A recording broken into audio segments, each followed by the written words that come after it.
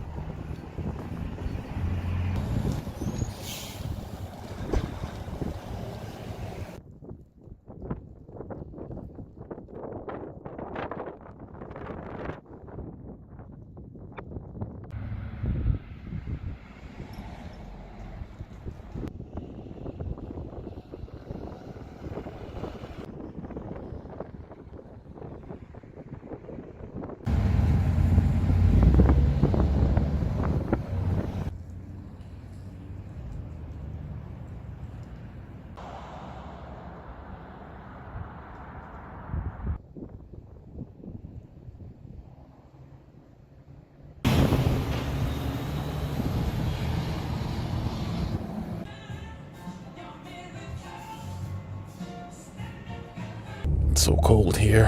I didn't bring gear for this. My car thermometer says 23 degrees. So I looked at the map. Where in northern Alabama am I going to find sea bass? And I'm looking at the names. I'm going for a small town. And one name popped out at me. It couldn't be. And then I came here to the coffee shop and I asked the woman who worked there, I said, what is the correct way to pronounce this town? And do you know what she said? Arab. Yep, I'm in Arab, Alabama. You can't make this up, people. I am in Arab. So my joke became something of a real thing. So I knew I was going to find sea bass here, or I'm thinking this. And I'm at the coffee shop right by the door waiting for sea bass to walk in. And the men who walk in, they didn't even give me eye contact. And then one young man came in camouflage gear. And I'm thinking, this is sea bass. And I looked and he had a gun. So I was going to confront him, of course. But he had a gun and you don't bring a laptop to a gunfight. So I thought, I'll just wait till sea bass starts some beef with me. But as T-Bass told me last week, sea bass didn't want to have anything to do with me. He didn't even give me the time of day. Maybe he wasn't a sea bass, but I'm pretty sure he was. He seemed real angry like. One guy, I managed to get a nod out of him because he was staring at me, but we're not in Georgia anymore. Georgia, people are so friendly, so nice, and here up in northern Alabama, I got a couple looks. I got a lot of looks from the women. One mother and daughter team. The mother, she looked at me and laughed, and then said something to her mom. The mom, she looked at me, and then they both started laughing. Why were they laughing at me? Oh boy. But other than that, I didn't get the battle that I wanted. Because did you really come to the South if you didn't get into an altercation with sea bass? But I must say, the odds that I found Arab, Alabama, I can't get over this. And it's not a bad town, actually. Seems kind of poor though. I saw a lot of mobile home sales lots. If I didn't know any better, I would say that mobile homes are flying off the shelves. There is a lot of that here. And I'm not going to give up on my hunt for sea bass. Now I'm going more to the north, but a bigger town where I'll encounter more people, and hopefully that sea bass experience that's coming for me will happen.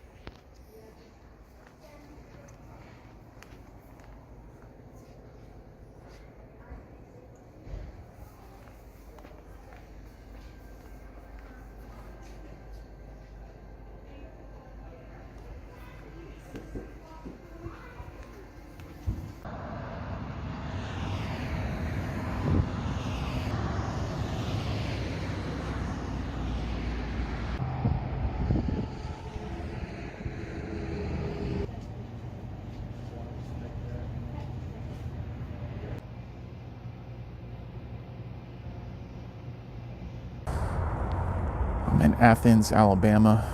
A very nice town.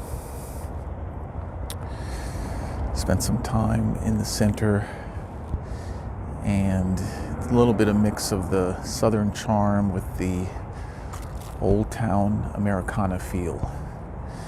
And yes, people here aren't as nice as in Georgia, but they're still pretty nice. And as long as they have the southern accent, I think I can get along with it. That said, no sign of sea bass. I looked everywhere.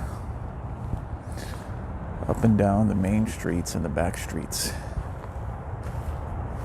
Daring sea bass to come and challenge me. But he's too much of a coward. Northern Alabama is my town now. These are my parts. Sea bass, he forfeit Northern Alabama to me. Look at me. I'm sea bass now. If you want to come up here in Alabama, you got to go through me.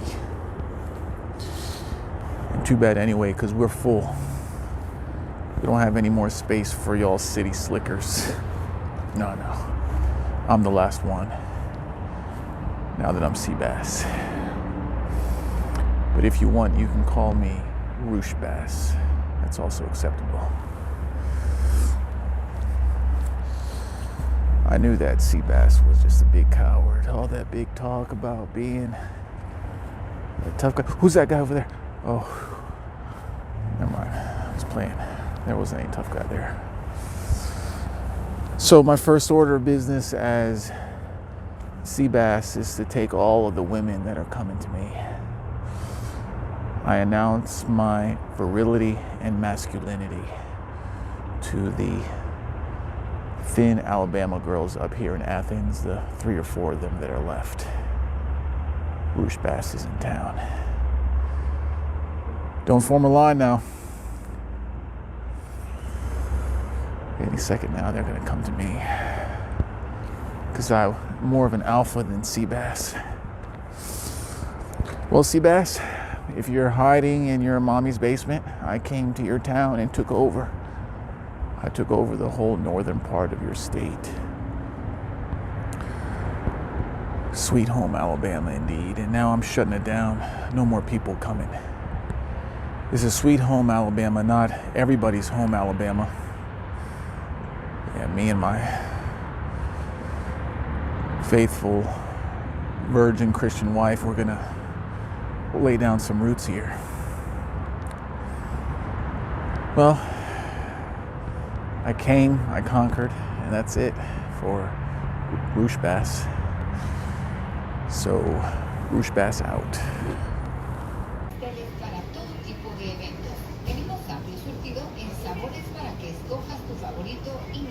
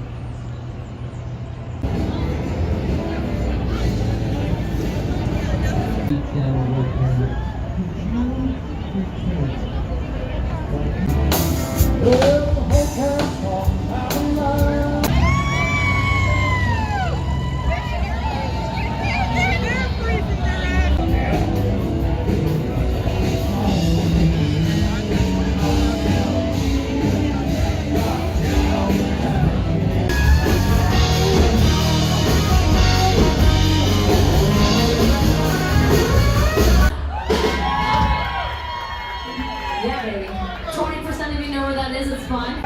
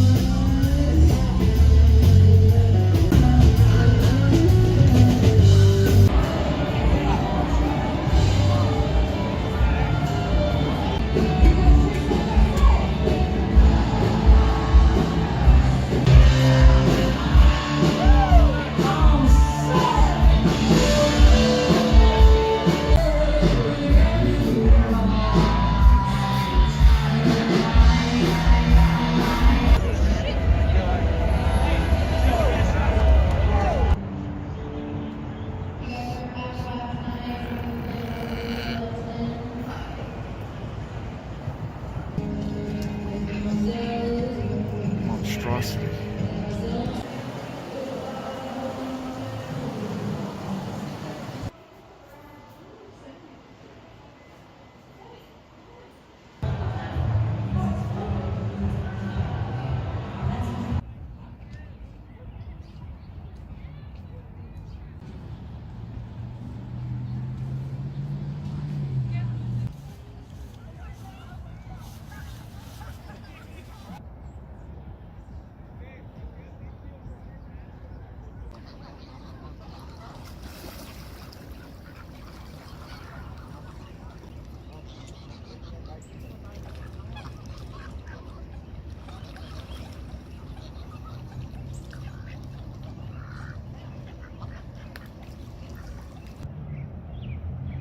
He's having a picnic alone, just like I do.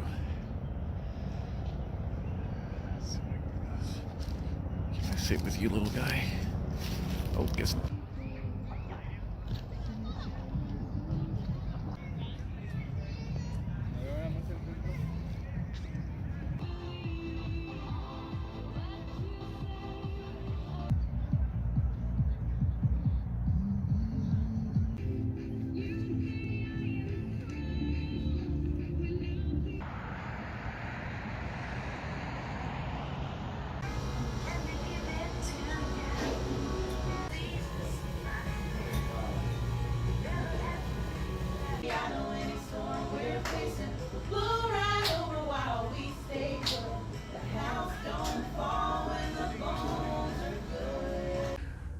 So I'm in Nashville, Tennessee, Music City.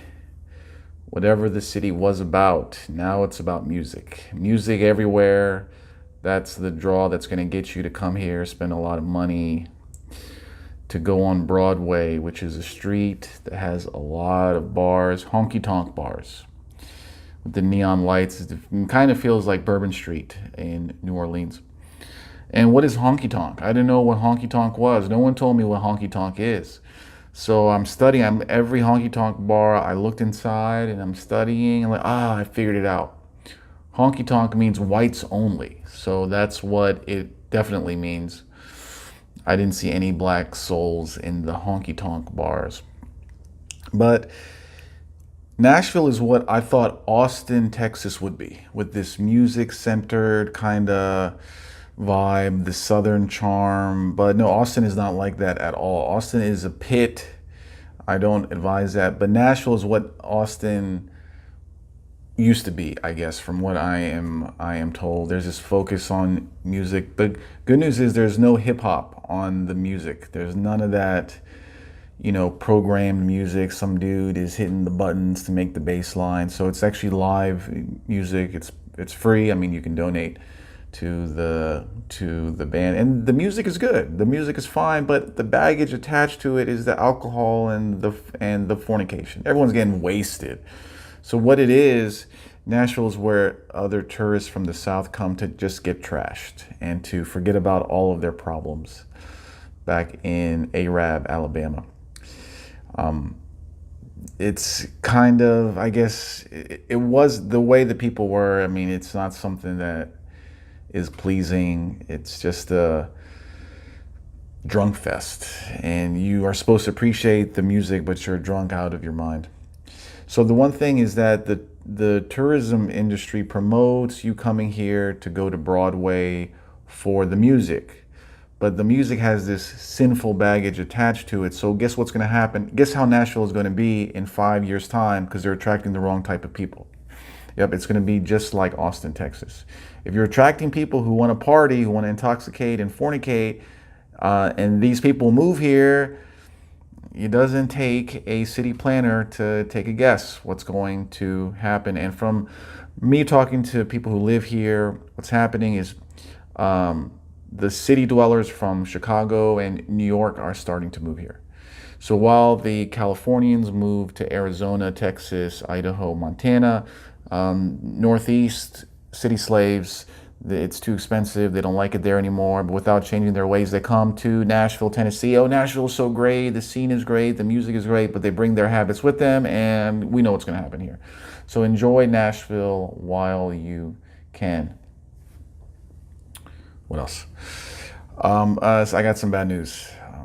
I was in a lot of these honky-tonk bars, and who do I see again and again? Real sea bass. There was a lot of tough southern men who I can tell is more alpha than me.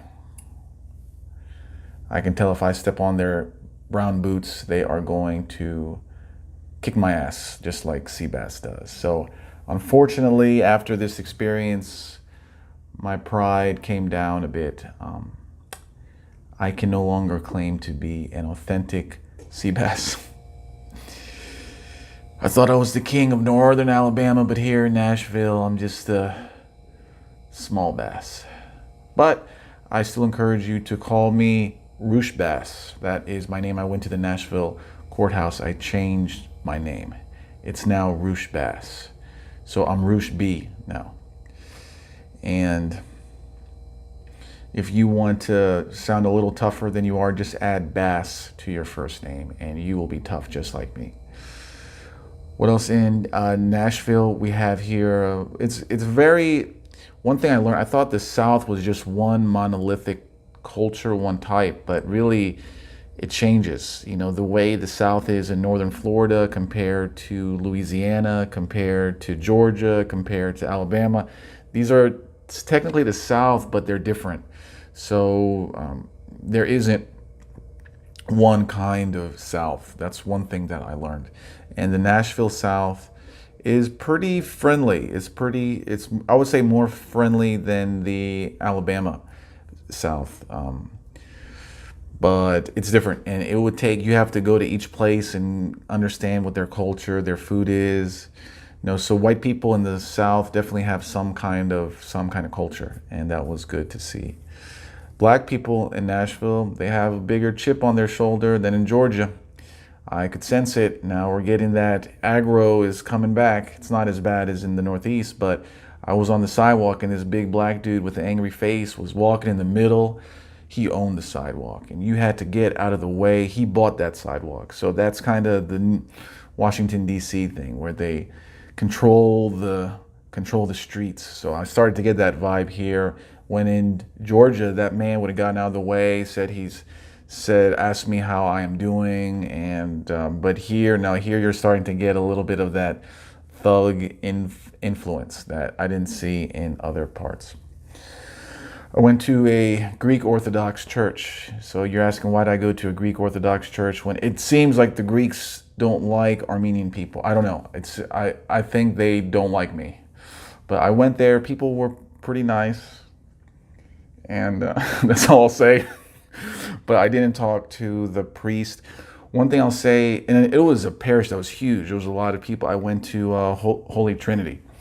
And it was a lot of converts. Why? Because there's not many Orthodox churches in the South. This is one thing I noticed. Since I left Texas, I haven't met many Orthodox men come to my talks. So it's not as big here. And one thing, this church had a lot of women that were good looking. That's something that I am not down with. I can't deal with that. When I'm in church, if there's a good looking girl, then I'm in...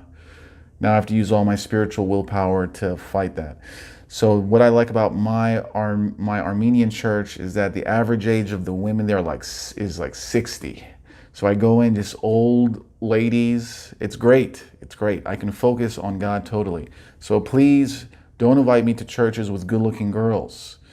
And the girls there in this church today, they dress very nice. I mean, maybe too nice. So one thing I like about the Russian Orthodox Church is that the women cover up. They cover their heads for the entire time. In the Armenian Church, the women cover up only when they take communion.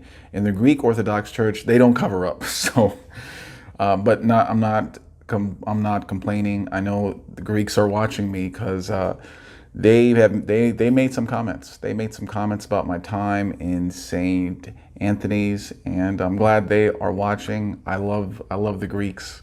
The Greeks are the one true church because they are very proud of their church, and I'm glad.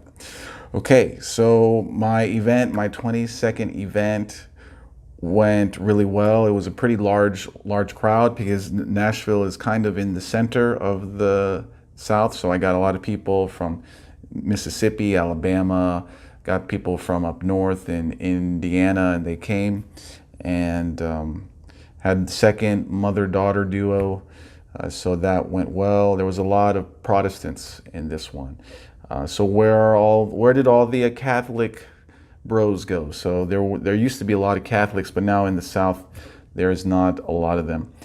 One thing I can tell you, something's going on. Why? Because the men coming to my events from 20 to 25, they have a topic they want to talk about, and that's Nick Fuentes and the Groypers. I got a sense of it last week. There was a couple of Zoomers. This week there was a lot of them. There was maybe 7, 8 of them, and we were talking about it.